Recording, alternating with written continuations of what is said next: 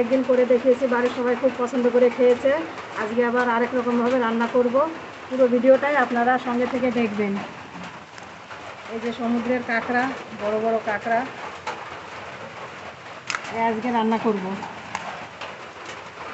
এখন কেটে নেব।